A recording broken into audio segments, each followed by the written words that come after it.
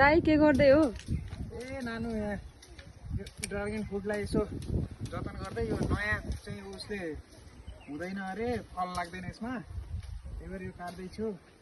ए नयाँ फाल्दै हो छौ बिरला छ क्यारम किन हो बिरुवा लाग्ने छ खेत सानो छ बारी सानै छ जहान